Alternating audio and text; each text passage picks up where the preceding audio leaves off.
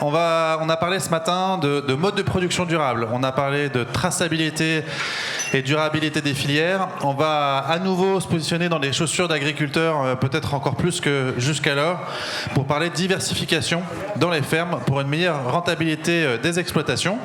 Et je vais commencer par appeler Melissa Guyer-Smith. De Fidji. Bienvenue Melissa. Quelques mots. Oui, vas-y, tu peux prendre.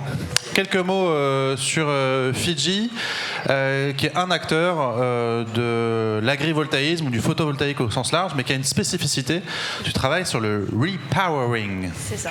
Alors, qu'est-ce que ça veut dire ? Donc déjà, je me présente, je suis Melissa, je suis ingénieure en agriculture. Je travaille sur le pôle innovation, recherche et développement. Fidji, pour la petite histoire, a été créé en 2015. La raison d'être de Fidji, c'est d'accompagner le monde agricole vers la transition énergétique.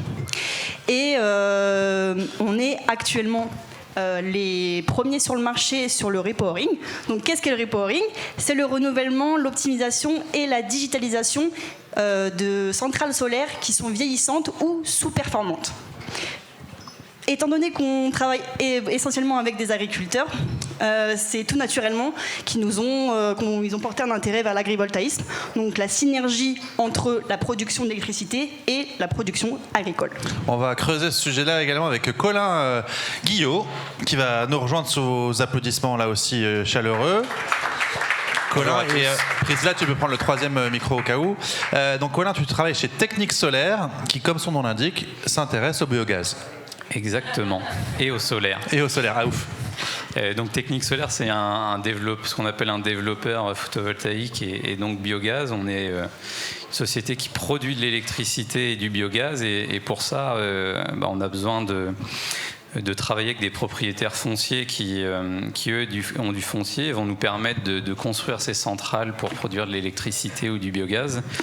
Et historiquement, on a l'habitude de travailler à 90-95% avec des agriculteurs qui sont des grands propriétaires fonciers. Et donc l'idée, c'est de trouver un projet qui a du sens pour les deux, c'est-à-dire pour nous de construire une centrale et pour les agriculteurs, soit d'obtenir un outil de production agricole. Donc ça peut être les bâtiments historiquement, ça peut être des serres agrivoltaïques, des volières, des abris climatiques pour de la culture.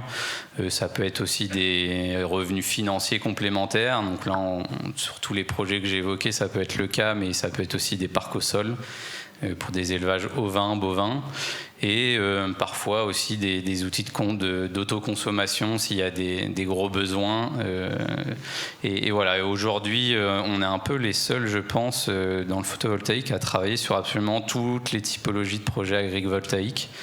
Et moi, je suis en charge du développement des projets qu'on va dire sur toiture dans l'agrivoltaïsme, à l'inverse du sol. Donc ça va être des serres, des volières et des ombrières agricoles sur culture, mais vraiment en hauteur. On parle d'ouvrages qui vont être à 4-5 mètres de hauteur. On va discuter ensemble avec notamment les deux autres intervenants aussi de l'intérêt de ce type de solution pour accompagner la diversification et améliorer la rentabilité des exploitations.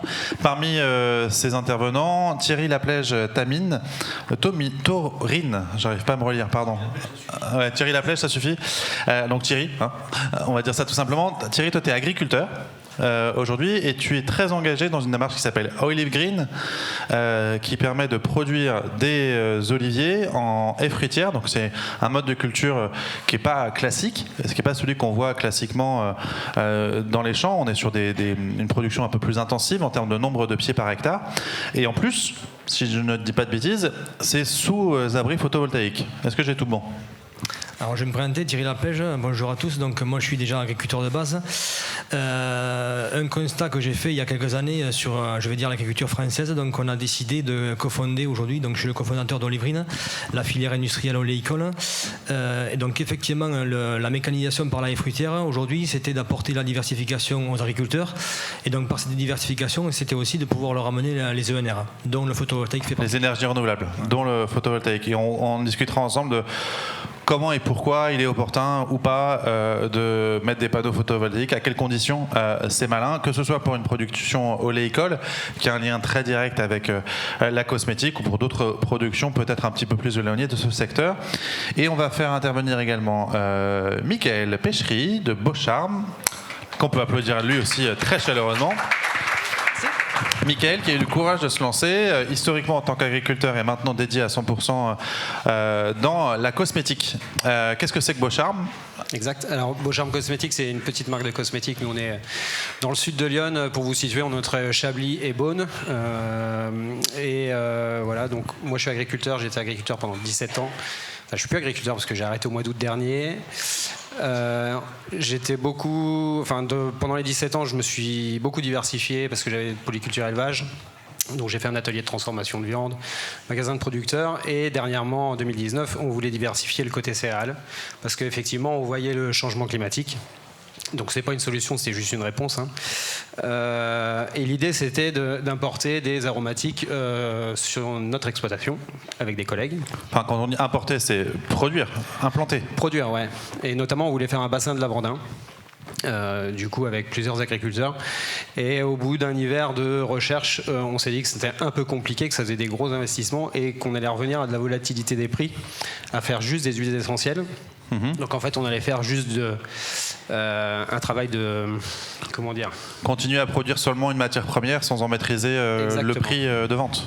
Et en fait ça a reculé beaucoup d'agriculteurs. Et du coup, on s'est retrouvé avec mon ami d'enfance qui était dans le projet à se dire, écoute, nous on va faire une toute petite superficie, on va ramener des oléagineux différents de ce qui se produit aujourd'hui, comme de la bourrage, du cartam, tout en bio, des aromatiques, et on va créer notre marque de cosmétiques. Qui s'appelle Beaucharme. Voilà. Aujourd'hui, combien de produits mis sur le marché ? Là, on a une vingtaine de produits, donc j'inclus 4 hydrolats et 4 huiles végétales qui sont quand même plus faciles à commercialiser que les produits formulés. Mais ça fait une vingtaine de produits différents. Donc voilà, et on reviendra avec toi pour le coup sur un mode de diversification qui n'inclut pas de panneaux photovoltaïques. On pourra se poser la question pourquoi de ton côté tu as fait le choix de ne pas avoir ce type de mode de production. Donc je reviens à la question de la production photovoltaïque. Pourquoi et à quelles conditions cette production de photovoltaïque elle peut accompagner un projet de diversification ? Je commence avec toi, Colin. Oui. Alors il y a plusieurs exemples, il y a plusieurs leviers là-dedans. Le premier levier, il reste économique. Les projets photovoltaïques vont permettre de générer des revenus qu'on va pouvoir allouer aux projets agricoles et qui vont donc faciliter soit une reconversion, soit un lancement d'activité. Ça peut être en partant simplement d'un hangar agricole où on va construire une stabulation, où on va construire un manège équestre, et donc ça permet de soulager un projet. Ça peut passer par une volière photovoltaïque où on va de plus en plus accompagner par exemple des céréaliers dans le lancement d'une activité avicole de production d'œufs par exemple. Donc là on va pouvoir investir pour l'agriculteur dans son bâtiment d'élevage par exemple. En plus de générer des revenus pour la location de son foncier. Donc il y a vraiment un aspect économique sur des projets de culture. On peut financer la mise en culture des plants de vignes, de kiwis, de pommiers par exemple. Donc c'est vrai que nous, le levier, il est surtout économique dans une logique de diversification ou de lancement d'activité, même pour un jeune agriculteur. Dans la mesure où c'est Technique Solaire qui peut supporter des investissements, pourquoi pas pour favoriser derrière des produits à plus forte valeur ajoutée, dont des fruits exotiques qui pourraient avoir un intérêt pour la cosmétique.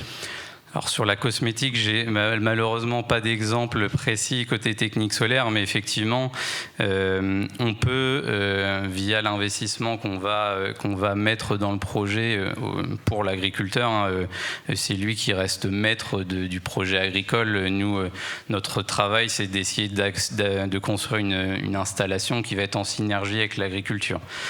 On essaie toujours d'avoir un regard critique sur ce qui peut marcher ou ne pas marcher, mais on est surtout là pour faire confiance à l'agriculteur, à la manière dont il travaille et que nous, on s'adapte à lui. Et ça peut effectivement leur permettre de se reconvertir sur des cultures à plus forte valeur ajoutée.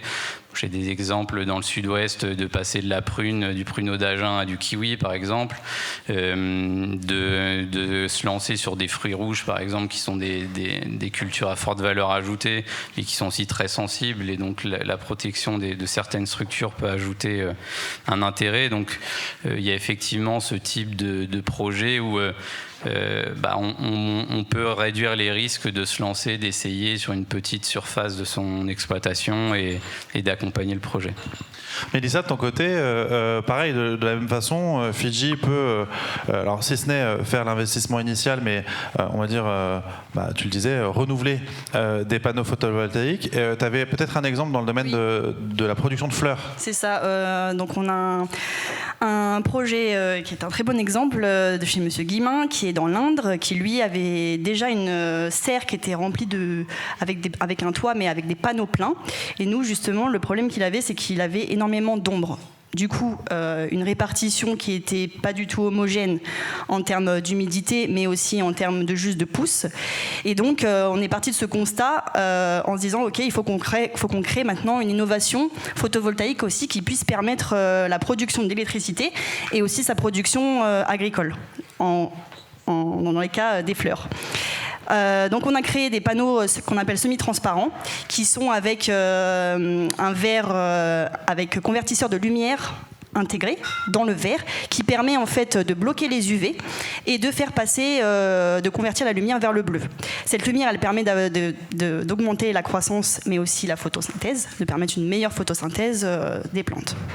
Donc dans ce cas, on a pu créer une innovation photovoltaïque où il y a eu un besoin et d'avoir quelque chose dans sa diversification, parce qu'il a aussi pu mettre des nouvelles fleurs qui étaient beaucoup plus fragiles, de base, et qui a pu être et là aussi potentiellement des marchés qui s'ouvrent pour la cosmétique.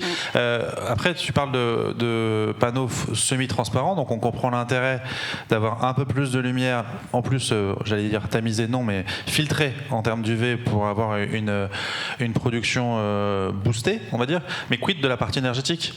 Si j'ai des panneaux transparents, je perds en rendement énergétique.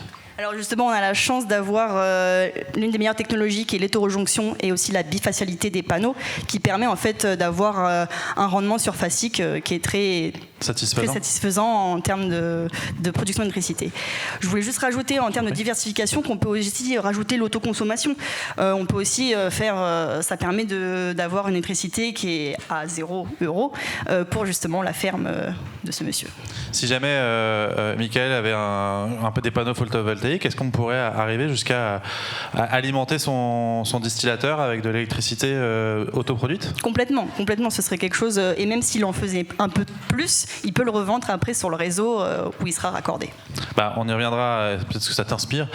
Thierry, pourquoi avoir imaginé des haies fruitières en oléiculture sous abri photovoltaïque ?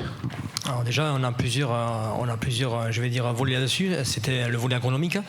Déjà, le photovoltaïque aujourd'hui pour préserver la ressource en eau. Donc nous, on a un grand volet sur l'eau dans les territoires les plus arides, sans irrigation.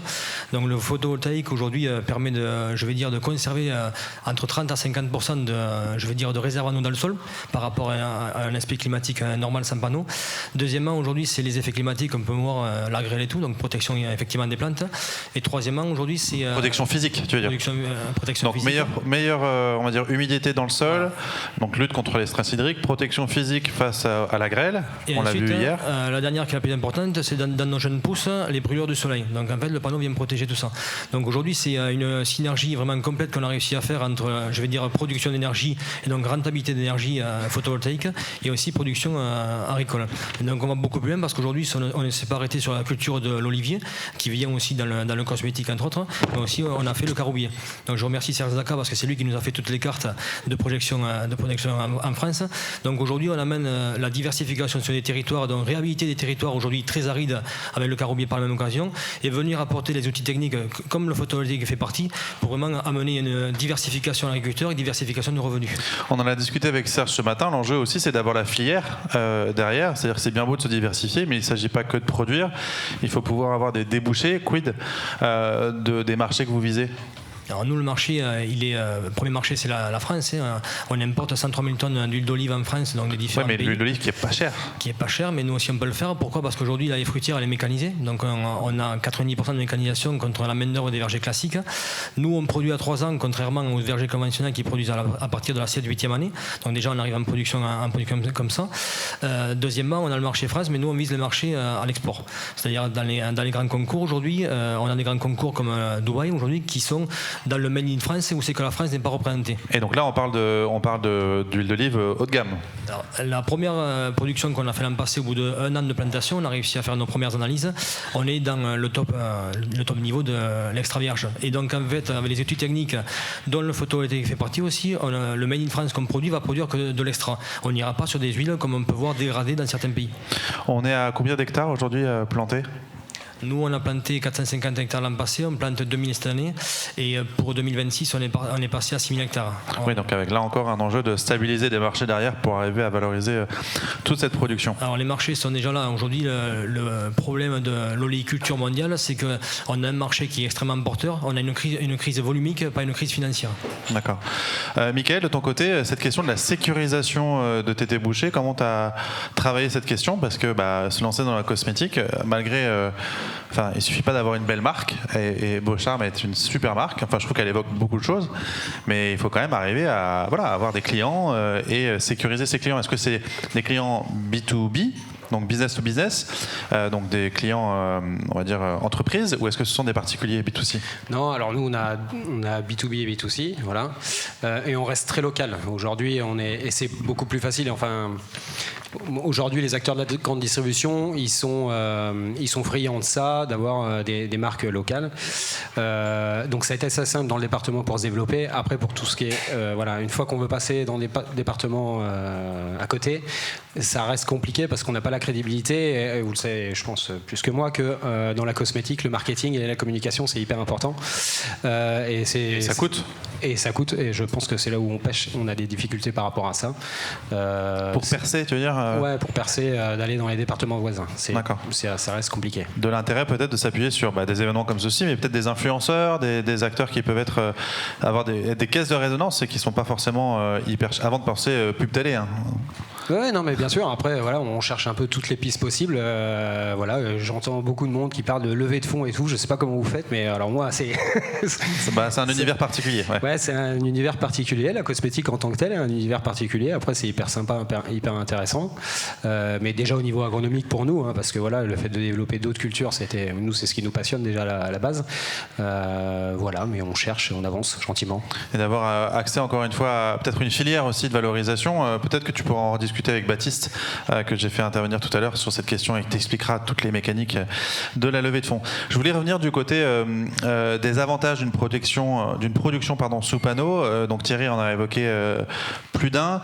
Quid, est-ce que c'est réservé qu'aux cultures pérennes ou est-ce que c'est aussi possible pour des cultures annuelles ? Colin. Les deux sont possibles, effectivement. Sur les cultures pérennes, aujourd'hui, les plus porteuses, ça va être la vigne, le kiwi, parce que c'est une culture très fragile avec beaucoup de valeur ajoutée. Il y a beaucoup de travaux qui sont faits aussi et de projets qui commencent à se faire sur la grande culture. Alors là, on est très vigilant en général sur plutôt à viser des terres qui sont les moins productives pour minimiser le risque, en tout cas, que peut prendre l'agriculteur.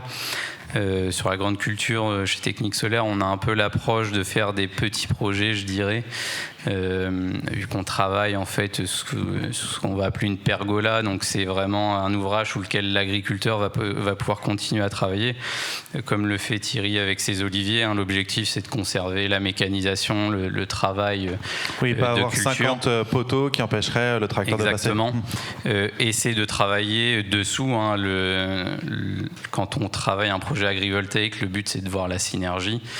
Donc c'est d'amener justement la réduction du stress hydrique, des besoins en eau, et tout ça, on a plutôt chez Technique Solaire l'approche de le faire en protégeant plutôt qu'en travaillant à côté, mais les deux sont valables, hein. Et donc il y a des cultures annuelles comme le blé, l'orge, les légumineuses sur lesquelles on voit un intérêt. Il y a d'autres cultures où on est beaucoup plus prudent comme le maïs par exemple.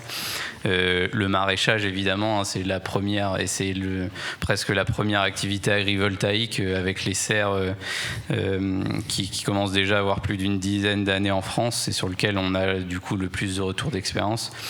Et c'est là où on va avoir aussi du retour d'expérience sur les pratiques agricoles. C'est des outils qui demandent une adaptation, ça il faut être, je pense qu'aussi Thierry pourra témoigner, mais ça reste une évolution de la pratique culturelle. Il ne faut pas imaginer que tout va se passer comme avant, parce que les besoins en eau vont changer, la luminosité va changer de l'environnement, donc exactement.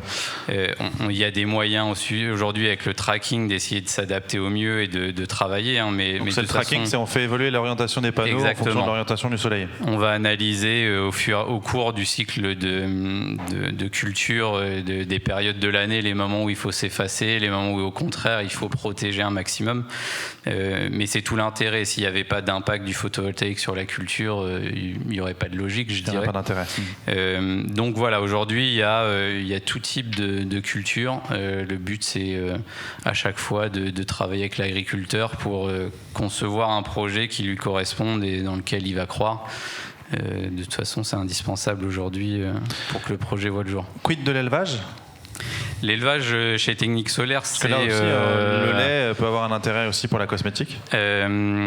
C'est ce qu'on fait le plus, mais pas celui auquel tout le monde pense quand on parle d'agrivoltaïsme, qui est plutôt de l'élevage ovin. Chez Technique Solaire, c'est l'élevage avicole, sur lequel on travaille depuis maintenant plus de 8 ans. Exactement, les volières qui à la base il n'y a pas de lait. Il y a le lait de poule, je ne connais pas encore. Et coquille d'œuf, ça peut avoir un intérêt pour la cosmétique ? Non, pour la cosmétique, effectivement, là, j'aurais du mal à trouver un lien. Bah si, la coquille d'œuf, c'est pas... la coquille d'œuf, pour faire de l'exfoliant, okay. C'est ça, hein, de l'exfoliant ? Bah écoutez... Ça peut être de l'exfoliant, mais il y a pas mal d'entreprises qui travaillent déjà la coquille d'œuf en ingrédients. Alors, je sais pas, les filles Cosmé, là, si vous en connaissez, j'ai oublié les noms.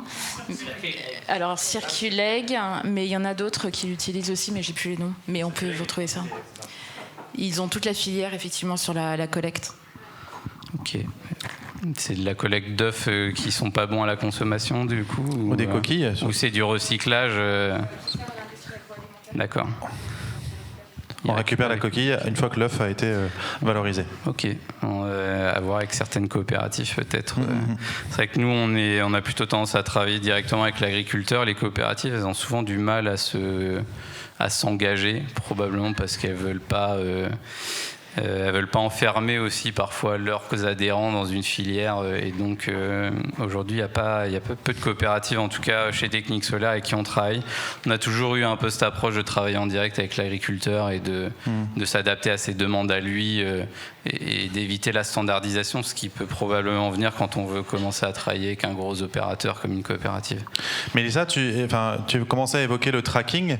Est-ce qu'on peut aller plus loin et aller jusqu'à piloter réellement la lumière ? Tu parlais d'un filtre qui permettait on va dire justement filtrer les UV qui n'étaient pas d'intérêt pour la photosynthèse. Et de convertir la lumière qu'on souhaite. Voilà. Donc ça pourrait être sur le spectre bleu, ça pourrait être le spectre bleu, le spectre rouge, le spectre vert.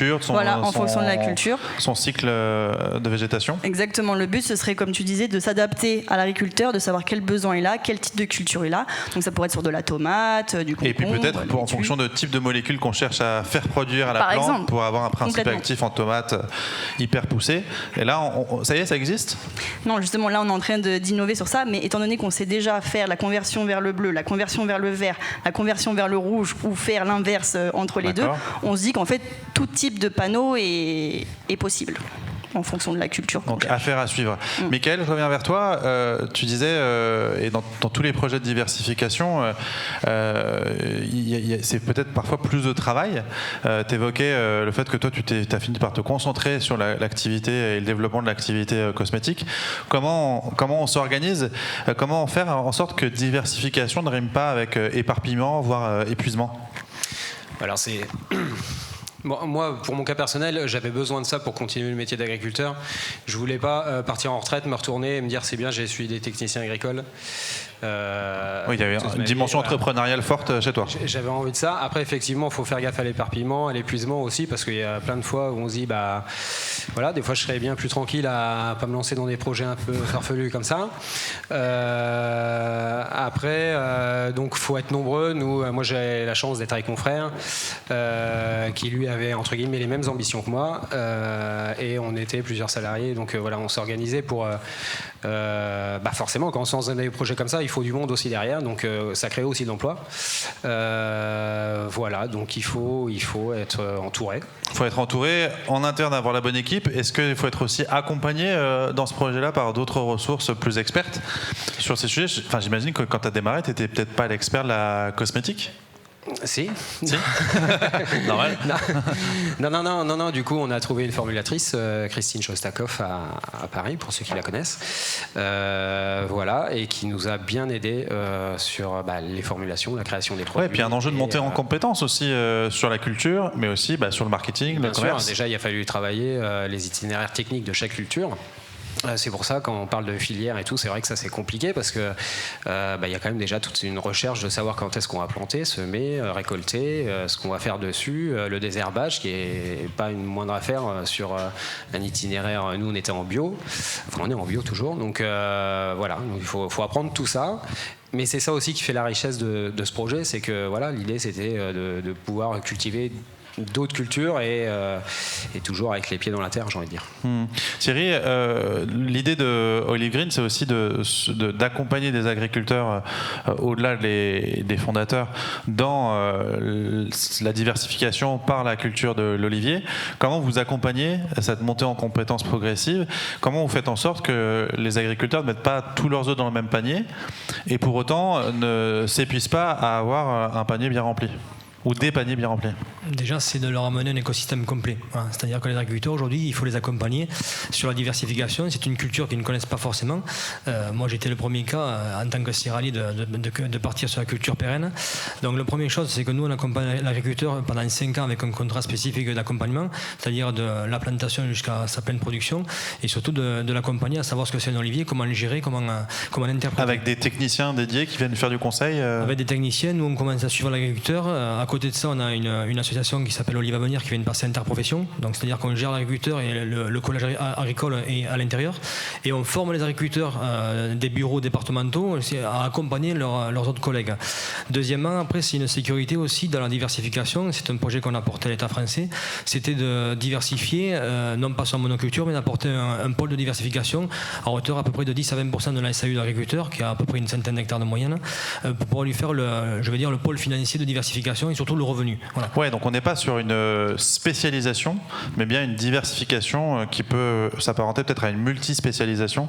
C'est ça. L'idée, c'est pas que l'agriculteur devienne 100% oléiculteur avec votre modèle. Non, c'est aujourd'hui la spécialisation, elle a fait ses preuves. On l'a vu déjà pour beaucoup, ça s'est cassé la figure. Nous aujourd'hui, c'est d'amener un pôle spécifique de diversification, mais surtout l'accompagnement précis à l'agriculteur. Aujourd'hui, on fait à la carte pour l'agriculteur. Il fait en fonction de ce qu'il peut. Il est chez lui, il reste chez lui. Par contre, on est toujours derrière avec les prestataires de services à pouvoir intervenir si jamais il y a un blocage par rapport à lui. Donc c'est de l'accompagner, à distance, mais tout près aussi, dans un encadrement avec une interprofession, une association de producteurs et un collège d'agriculteurs qui se fédère autour d'un écosystème et d'une filière. C'est pas aujourd'hui un industriel qui vient autour des agriculteurs, c'est les agriculteurs qui viennent se fédérer ensemble et promouvoir une filière et promouvoir la diversification. Avec une organisation de producteurs rassemblée au sein de cette interprofession que tu évoquais à l'instant, Avenir Olive. C'est effectivement nouveau. On a eu la validation de la DGPE aujourd'hui pour pouvoir être OP national.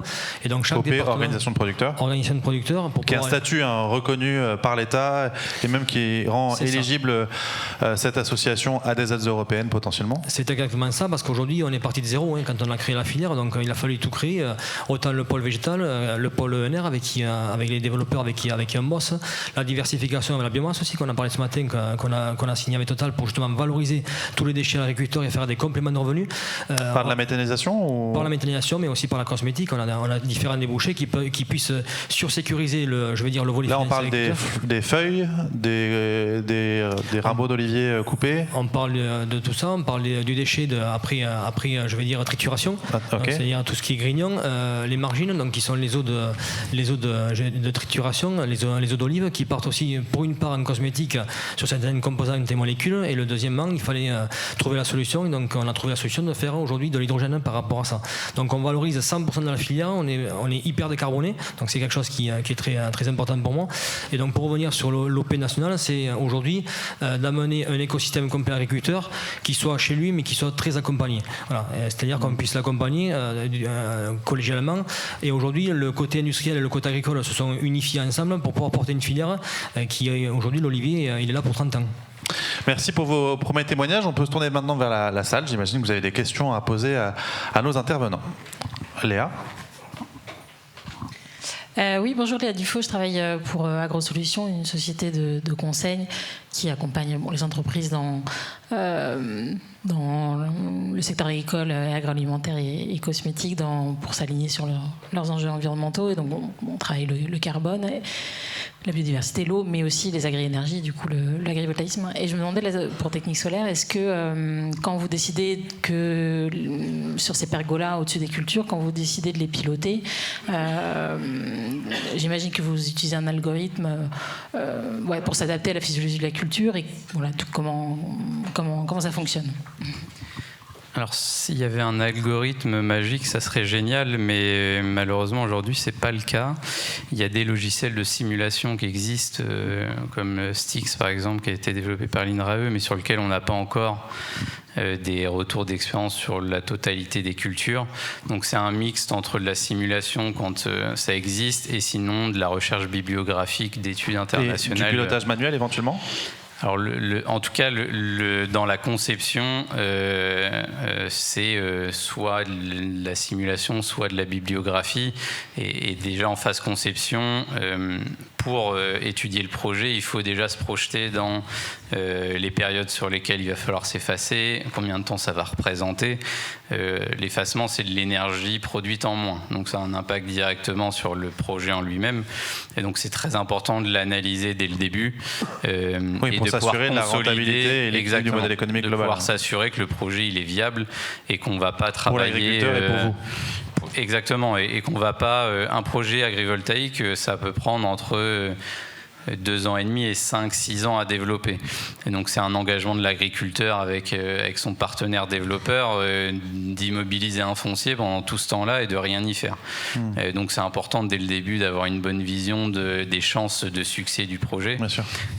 Voilà, donc aujourd'hui c'est un mixte avec en interne on a des agronomes qui vont soit simuler quand il y a de la data qui est disponible et qui est valorisable, soit faire de la recherche bibliographique sur la data qui peut exister sur l'impact de l'ombrage sur une culture, et ne serait-ce qu'analyser les périodes où on sait qu'il y a besoin de favoriser la lumière, et donc prendre des hypothèses d'effacement, donc de moments où on va favoriser la lumière versus les moments où on sait qu'il y a des risques de brûlure, d'échaudage, et que là on va plutôt se concentrer sur la protection physique.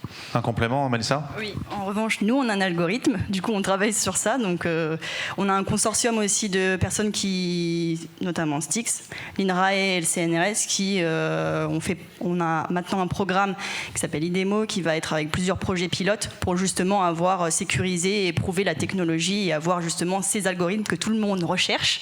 On a un petit peu de bibliographie comme tu as dit, mais forcément pas suffisant actuellement pour avoir exactement pour chaque culture l'algorithme. Mais on aura une tendance. Michael, est-ce que tu avais réfléchi à l'agrivoltaïsme ? Ça t'avait semblé opportun ou pas du tout ?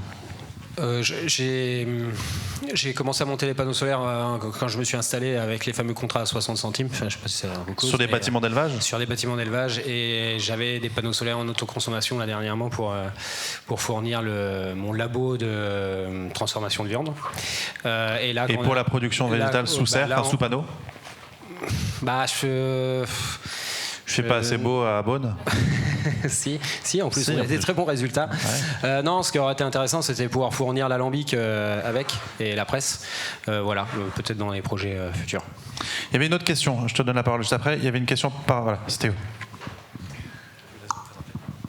Muriel Barbier, moi j'avais une question. On parle beaucoup de diversification des cultures.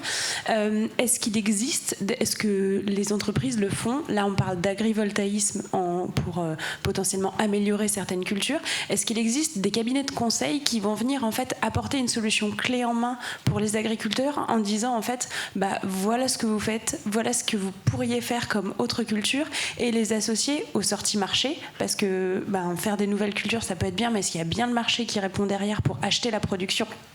Et aussi, dire, vous avez tel type de sol, tel type de climat, on peut faire tel type d'agrivoltaïsme ou autre type d'équipement pour ce type de culture. Est-ce qu'il existe des choses un peu clés en main, parce qu'on peut être agriculteur et pas avoir les compétences là. J'entends qu'il y a du coup des compétences un peu en silo.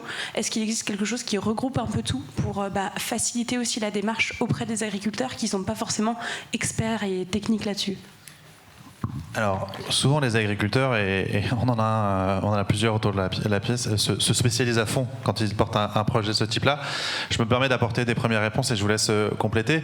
À l'échelle de territoire, des acteurs comme des coopératives, des négoces, voire même des chambres d'agriculture peuvent être le réceptacle de ces différentes compétences nécessaires pour accompagner le développement d'un projet. Et puis, on a des boîtes comme AgroSolutions. Léa, tu veux peut-être réagir ? Alors, vous intervenez pas forcément directement pour le compte d'agriculteurs individuels, mais vous pouvez accompagner des études qui servent au développement de tels projets. Oui, tout à fait. Après, c'est vrai que moi, là, quand on parle de logique de territoire et d'ancrer un projet dans cet écosystème, oui, je pensais surtout coopérative et à ces acteurs-là. Nous, on est un cabinet de conseil en appui sur certains sujets. Et puis on n'oublie pas les instituts techniques, alors qui sont justement un peu spécialisés chacun dans leur coin. L'Institut technique des grandes cultures, Arvalis, l'Institut technique de la betterave, mais qui pour autant commencent de plus en plus à s'intéresser à ce sujet. Michael, tu veux apporter une réponse ? Il y a aussi les chambres d'agriculture, en fait. Voilà. Ça, c'est l'État, donc voilà. En tout cas, c'est des organismes qui ont une mission publique d'accompagnement des agriculteurs sur le développement de leurs projets. Se pose quand même la question, et c'est pas leur faire offense de dire ça, de la compétence. Est-ce que ils sont en capacité d'intégrer toutes ces compétences face à une complexification de ces métiers-là ? Je voudrais citer aussi un acteur. Vas-y. Et des moyens. Et les moyens associés, ça va ensemble. Les chambres d'agriculture, malheureusement, elles n'ont pas les moyens d'accompagner tous les projets et elles sont très vite saturées. Et c'est, je pense, pour le constater, quand on essaie de les solliciter, nous, pour nous accompagner sur des projets, elles ne sont pas capables d'assumer le développement de tous ces projets-là et se retrouvent vite saturées. Donc je pense qu'il y a un vrai sujet de moyens. Pour accompagner la diversification, via les coopératives notamment, je vais citer un acteur, ça fera sourire certaines d'entre vous. Il y a une entreprise qui s'appelle Asolia et qui accompagne notamment, qui aide à la planification des assolements et qui peuvent aider à modéliser justement l'impact de l'introduction d'une nouvelle culture dans mon exploitation en termes environnementaux et économiques. Mais effectivement, pas simple de gérer tous ces projets-là. Et donc finalement, c'est souvent des projets portés par les agriculteurs eux-mêmes qui deviennent hyper passionnés, hyper techniques, hyper experts de ces sujets-là. Encore une fois, la cosmétique, c'était peut-être pas ton dada, t'es pas tombé dedans quand t'étais petit. Et aujourd'hui, je pense qu'il pourrait nous parler réglementation, marketing et production. Tu avais une autre question ? Une question pour Thierry. Merci parce que votre approche vraiment économie circulaire, elle est très impressionnante. Je me demandais comment vous faites pour mettre en commun, j'imagine, l'équipement qui permet justement sur la margine d'aller chercher l'hydrogène. Comment vous arrivez à avoir de la rentabilité sur les équipements et la transformation derrière ? Alors ça, c'est je vais dire, plus de 15 ans d'intériorité, parce que bon, pour revenir sur le groupe Olivrine, aujourd'hui, on est 3 cofondateurs, chacun a eu sa partie. Donc Yannick Masmonnet, le fondateur, lui, il a eu la partie oléicole, qui fait qu'aujourd'hui, venant du Maroc pendant 10 ans, on a pu déployer ça. Moi, j'étais sur la partie ENR, donc aujourd'hui, l'écosystème qu'on amène à chaque département, c'est via l'agrivoltaïque aujourd'hui, donc produire de l'électricité pas chère, à faible coût, pour pouvoir faire tourner de l'hydrogène. Donc je suis un petit peu en avance, ça c'est pour 2030. Voilà. Nous, le projet sera effectivement à plein gaz dans ces années-là, où c'est que nos moulins vont tourner, et justement pour l'économie circulaire, éviter d'avoir des camions et des flux routiers sur la route, décarbonation bien évidemment. Et donc c'est là qu'on a pu signer le partenariat avec Total Energy, faire du biogaz, et justement à côté en fait faire les ENR, et donc même des biocarburants, parce que l'hydrogène plus CO2, on fait aujourd'hui du carburant pour l'aviation. Voilà, donc aujourd'hui on a créé un écosystème complet justement avec ces ENR intégrés, et justement pour valoriser l'agriculteur jusqu'au bout. Mais c'est autour de 2 moulins qui centralisent les flux quand même. Non, c'est un moulin par département aujourd'hui, parce que ça ferait trop de volume. Donc on a un projet qui est aujourd'hui à 100 000 hectares, donc 30 moulins pour commencer. Et qui va... Mais c'est pas forcément des nouveaux moulins qu'on va construire. Vous allez pouvoir réutiliser des moulins existants? Non, on construit tout en neuf, parce que les technologies ont beaucoup évolué. On est sur des produits de très haute qualité. Et donc on va construire et on va créer des sites pilotes en intégrant le site industriel, donc oléicole, avec à côté tout l'équipement industriel ENR qui va pouvoir faire suivre. Et donc autour de l'équipement industriel, on va avoir tous les parcs agrivoltaïques qui vont pouvoir fournir l'électricité verte justement et décarbonée en fait sur toute la filière. Vaste programme, et donc là aussi à mon avis un peu de levée de fonds à prévoir, pour reprendre le sujet qu'évoquait Michael. C'est un sujet que je maîtrise pas trop mal aujourd'hui. C'est ça. Henri, j'aurais voulu te faire réagir notamment sur la question précédente et puis même sur celle-ci. Tu parlais tout à l'heure de la plateforme que tu développais, Triple Performance. Comment un agriculteur peut être conseillé et avoir accès à tout un tas d'informations nécessaires pour porter un projet? C'est peut-être aussi en s'inspirant de ce que font d'autres acteurs. Exactement. Oui, on entendait parler de conseil, mais avant même l'étape de conseil, et d'ailleurs je suis très frappé dans les interventions des uns et des autres, c'est souvent l'intervention elle est faite en faisant référence à tel agriculteur qui l'a pratiqué, et en décrivant le truc. Et c'est l'idée qu'on porte nous pour ce projet Triple Performance, qui est une plateforme de partage de connaissances, c'est de dire ouverte absolument et gratuite pour les agriculteurs. Il faudra bien que quelqu'un la paye, non, mais l'idée c'est que ce ne soit pas les agriculteurs en l'occurrence, mais il faudra quand même que quelqu'un la paye. Mais l'idée c'est celle-là, c'est aujourd'hui les solutions, les options de diversification pour un agriculteur sont importantes.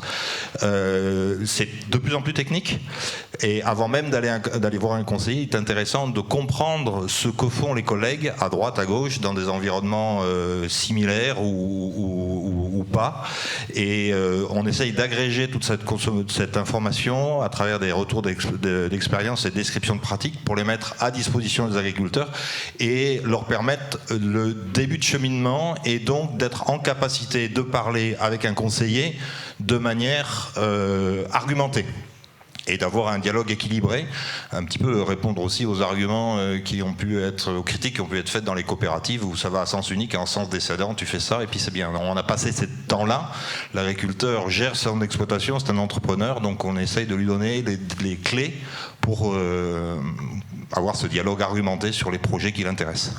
Voilà, Triple Performance, et vous pouvez tous y aller, c'est gratuit. Pour les agriculteurs. Et vous, par exemple, une autre question, commentaire, avant que je tombe en trébuchant sur un sac. Eh bien, à ce moment-là, je me retourne vers vous. Le mot de la fin, pareil, un appel à lancer, une vision. C'est quoi une étape, la prochaine étape, peut-être, Mélissa? Je vais peut-être rebondir sur ce qu'a dit Henri, de pouvoir partager ses expériences justement et de voir où sont les besoins pour que nous, par exemple Fidji, on puisse innover sur des nouvelles innovations. Comme c'était une super idée ce que tu as eu, je vais en parler à mon équipe. En tout cas, le fait que peut-être si on fait le spectre lumineux, on peut peut-être avoir, comme tu disais pour les anthocyanes ou des choses comme ça, augmenter certaines molécules. Ça existe pour l'insolation artificielle. Quid de l'insolation naturelle? Je me suis dit, ok, ce type de partage ou d'idée, il faut le faire pour qu'on puisse en fait collaborer derrière et trouver des solutions, notamment avec la crise climatique qu'on rencontre. Et au service de la cosmétique, pour reboucler sur le sujet du jour. Ouais. Colin? Sur la prochaine étape, moi je vais insister sur le cadre réglementaire. J'ai l'impression que ce matin et cet après-midi, Ça a l'air de concerner tout le monde. C'est rassurant de voir qu'on n'est pas tout seul face à l'État français et aux administrations publiques. La prochaine étape pour l'agrivoltaïsme, ça va être de tester le cadre qui a été mis en place. La loi sur l'agrivoltaïsme date de mai 2023 et on a eu en février, enfin, j'entendais tout à l'heure qu'il manquait des arrêtés ou des suite à des lois ou suite à des décrets d'application. Et même après le décret, c'est même le guide de lecture pour comprendre la traduction de la traduction. Nous, on l'a enfin. Donc, on va pouvoir voir, après 2 ans d'attente et d'immobilisme en fait, du secteur, comment ces projets vont pouvoir se développer. La loi et l'État mettent en place aussi tout un système de suivi de la performance de ces projets. Donc, nous, on n'a pas de vision sur la manière dont toutes ces datas sont traitées. J'espère que pour le secteur agricole, et on parlait de simulation tout à l'heure, ça va être bien consolidé pour que ça puisse redescendre et que ce soit open source, pourquoi pas héberger Triple Performance. Il y avait une question tout à l'heure de comment toutes les données que les agriculteurs donnent à l'État redescendent. Nous, on va être dans ce cas-là. J'espère qu'elles seront redescendantes et relativement publiques. Thierry ? Moi, je dirais sécurisation, parce que j'ai entendu parler de diversification. Beaucoup veulent diversifier, mais aujourd'hui, la diversification, elle passe aussi par un bilan économique, on l'a assez dit. Donc aujourd'hui, moi, c'est la sécurisation à tous les niveaux, parce qu'aujourd'hui, on sécurise l'agriculteur, on sécurise la filière, on sécurise avec les ENR, mais en fait, il y a des paramètres de partout à sécuriser. Et donc, automatiquement, c'est que chaque paramètre soit aujourd'hui viable. Nous, ce qu'on a réussi à faire jusqu'à aujourd'hui, c'est que de l'agriculteur jusqu'à la fin de la filière, chaque paramètre est viable, donc c'est ça qui fait la pérennité de la filière. Voilà. Donc, je dirais sur sécurisation pour garder du long terme. Et encore une fois, dans un contexte d'adaptation à un changement climatique qui maximise ou qui augmente les risques, notamment... Le changement climatique, je peux en parler un peu. On vient de signer un partenariat avec l'interprofession marocaine, qui eux ont subi un changement climatique depuis des années. On s'appuie là-dessus, en fait, avec les 2 INRA des 2 pays qui sont en train de tourner pour anticiper ce qui va se passer sur la France dans les années à venir. Donc Serge a fait de très, très, très belles cases par rapport à ça. Donc aujourd'hui, on prend toute l'expérience, je vais dire, marocaine sur le sujet de l'olive, du carobier et des cultures à venir pour justement anticiper et vraiment très anticiper ce qui va se passer demain. Donc adapter les outils comme est aujourd'hui le photovoltaïque ou même des sondes hydriques pour pouvoir piloter précisément nos cultures et notre avenir sur du long terme. Merci. Et Michael, le mot de la fin pour Beaucharme. Un peu comme Thierry, voilà. Moi je pense que la sécurisation et la juste rémunération des agriculteurs, parce qu'il y a beaucoup de choses qui sont faites et ça demande quand même une application énorme par rapport à l'agriculteur de changer et de rentrer dans une diversification. C'est pas rien. Donc voilà, il faut penser à cette rémunération-là. Merci pour cette journée, j'espère qu'elle va aller loin. Voilà, parce que je pense que c'est important. Et voilà, peut-être qu'il faudrait un peu plus d'agriculteurs, c'est ce que je disais à Sandrine tout à l'heure, voilà, dans la salle. Mais on compte sur vous pour relayer le message. C'est bon, on compte aussi sur vous pour relayer le message. Ouais. Donc voilà. En tout cas, merci beaucoup à tous les 4 pour vos témoignages et vos propos.